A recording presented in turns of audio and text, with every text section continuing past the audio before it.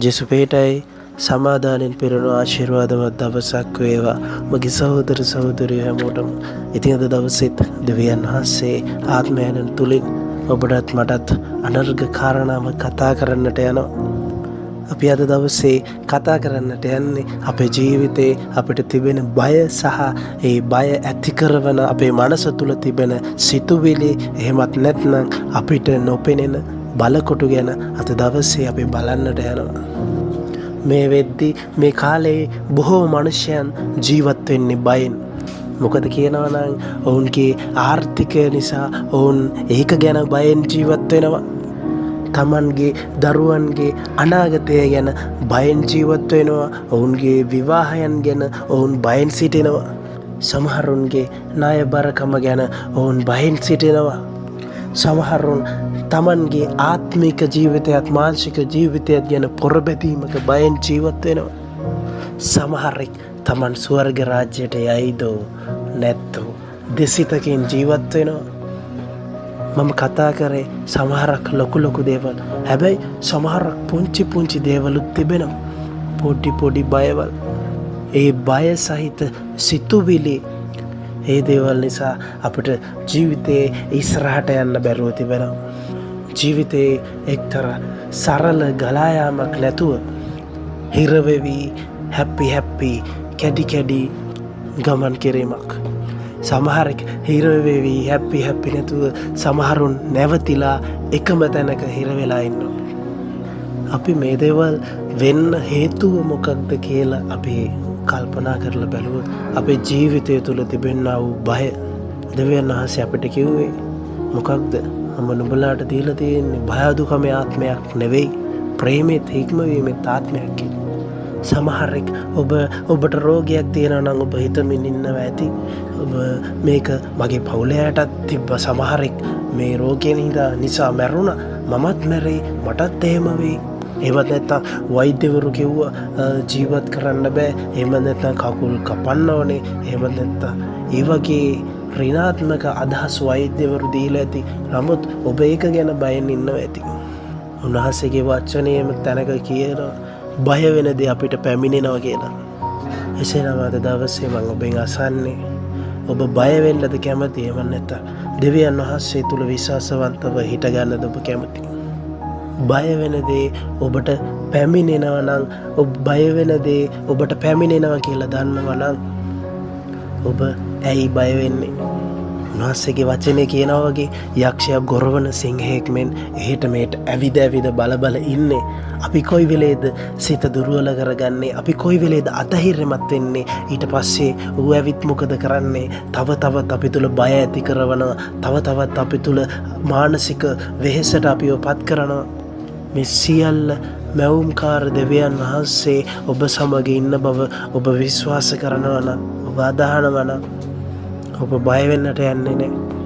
ඍණාත්මක සිතුවිලි ඔබේ මනසට එනකොට දෙවියන් වහන්සේගේ වචනයට විරුද්ධ අදහස් සිතුවිලි ඔබට එනකොට ඔබ ඒවා පහ කරලා දාන්න ඔබේ මනසේ. එවැනි සිතුවිලි එන්නේ නැහැ කියන්න බෑ. හැබැයි ඔබේ සිතුවිලි ඔබේ කියලා බාරගත්තොත් ඔබ විනාශ වෙන්නට යනවා. යක්ෂයා ඔබේ මනස තුල බලකොටු ගොඩනගන්නට යනවා. දෙවියන් වහන්සේගේ වචනේ සැබෑකම දකින්න බැරි වෙන පිණිස අපි බලන්නට යනවා පිලිප්පි 4 වන පරිච්ඡේදයේ 6-7.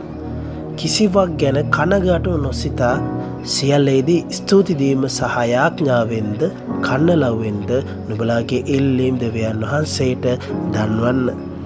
දෙවියන් වහන්සේ මොකක්ද කියන්නේ? කිසිම දෙයක් ගැන දෙවියන් වහන්සේ වෙන් කරලා මේ දේ ගැන කනගාටු වෙන්න එපා, මේ දේ ගැන කනගාටු වෙන්න එපා, හැබැයි මේ දේ ගැන කනගාටු වුණාට කමක් නැහැ, එහෙම කියලා තියෙනද? නැහැ. දෙවියන් වහන්සේ කියන්නේ කිසිම දෙයක් ගැන කනගාටු වෙන්න එපා, සියල්ලේදී ස්තුති කරන්න.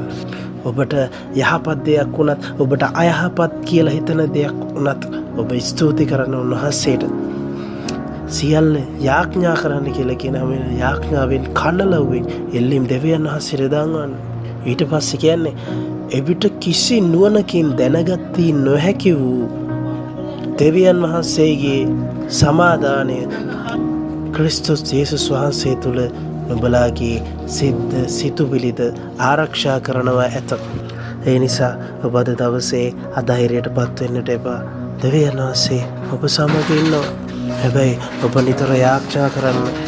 ඔබේ ජීවිතයේ තිබෙන ඔබේ බලාපොරොත්තු ඔබට විසඳ ගන්න බැරි තැන් මේ හැම එකක්ම උන්වහන්සේට කියන්න. සමහර වෙලාවට ඔබ කොච්චර යාඥා කරත් ඔබේ මනසට යක්ෂයා බලකොටු තබනවා ඇති. මේ ආකාරයට දෙවියන් වහන්සේට මං කියන දේ ඇහෙන්නේ නැතුව ඇති. මං පුංචි මිනිස්සෙක්නේ, මං පව්කාරයෙක්නේ. නෑ දෙවියන් වහන්සේ ඔබ කුමන කෙනෙක් වුණත් උන්වහන්සේ කතා කරන මිනිසයා ගැන උන්වහන්සේ බලනවා. උන්වහන්සේ මිනිසයාගේ හදවත දෙස බලනවා දෙවියන් වහන්සේ. ඒ නිසා ඍණාත්මකදී ඒ පරම්පරාවෙන් එන සිතුවිලි අදහස් මති මතාන්තර මත ඔබ ඒවා ගැන සිතන්නට ගියොත් ඔබ ජීවිතේ ඒ බය ගැන බයේ ගිරිලා ජීවත් වෙන්නට ගියොත් ඔබ ජීවිතේ සමාදානය නැතුව සිටින්නට වෙනවා. ඔබට කිසිම දෙයක් ගැන සමාදානයක් නැතුව යයි. නිදහස්කම ඔබ මොන දේ කරත් ඔබට තෘප්තියක් නැතුව යයි. හැබැයි එසේනම් අපි මොනවාද කරන්නට ඕනේ? බය කියන දේ දෙවියන් වහන්සේගේ වචනේ තව තැනක කියන බය පැමිණෙන්නේ යක්ෂයාගෙන් කියලා. එසේනම් ඒ යක්ෂයාගේ දේ අපි බාර ගන්නට යුතු නෑ. අද දවසේ පටන් ඔබ මතක තබා ගන්න බය කියන දේ යක්ෂයාගේ. එසේනම් දෙවියන් වහන්සේ තුළ ඔබ ඇදහිල්ලෙන් ශක්තිමත් වෙන්නට ඕනේ. ඔබ නිතර යාඥාවෙන් දෙවියන් වහන්සේ සමග සම්බන්ධ වෙලා ඉන්න. ආත්මයන් වහන්සේ සමග ඔබ නිතර සම්බන්ධ වෙලා උන්වහන්සේ සමග කතා කරන්න. එවිට යක්ෂයා ඔබ ජීවිතයෙන් පලා යන්නට යනවා. ඔබ බය කියන දෙයට ඔබ විරුද්ධව සිටින්න හැම වෙලාවකම ඔබේ මුඛයෙන් ඔබ ප්‍රකාශ කරන්න දෙවියන් වහන්සේ මන් සමග සිටින නිසා, උන්වහන්සේ මන් තුල ක්‍රියා කරන නිසා මම කිසිම දෙයකට බය වෙන්නේ නැහැ කියලා ඔබ ප්‍රකාශ කරන්න. හොඳයි අද දවසේ අපි යාඥා කරමු. ප්‍රේමවන්ත දෙවි පියාණනි, ස්තුතිවන්ත වෙනවා ස්වාමීන් වහන්සේ. පියාණනි අද දවසේ පටන් ස්වාමිනී ඒ බය කියන දේ ස්වාමිනේ අපි දැනගත්තා. ඒක පැමිණෙන්නේ යක්ෂයාගෙන් කියලා. එහෙනම් ස්වාමිනේ අපි කොයිම වෙලාවකවත් මේ බය කියන දේ ස්වාමිනේ අපේ ජීවිතයට, අපේ ආත්මයට ස්වාමිනේ අපි ගාව ගන්නට යන්නේ නැහැ. ආත්මයන් වහන්සේ අපිට උදව් කරමින් අපි සමග සිටින නිසා ස්තුතියි. ඉදිරියටත් එලෙසම සිටිය මැනව ස්වාමිනේ. ඔබ වහන්සේගේ දෑතට ස්වාමිනේ අපි හැම කෙනෙක්ම බාර වෙනවා ස්වාමිනේ. මේ උදෑසන ස්වාමිනේ ඔබ වහන්සේ අපිට ශක්තිය දෙන්න. ස්වාමිනේ ඔබ වහන්සේ තුල මේ ගමන් කරන්න. සුදාත්මයන් වහන්සේ ඔබගේ අනුග්‍රහය තබන්න.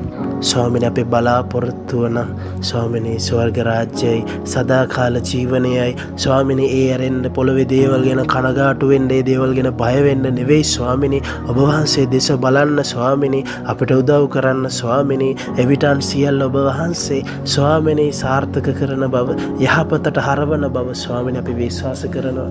ඔබ වහන්සේගේ දෑතට අපි බාර වෙනවා නාසරීය යේසුස් වහන්සේගේ අතිශුද්ධ නාමයෙන්. ආමෙන්.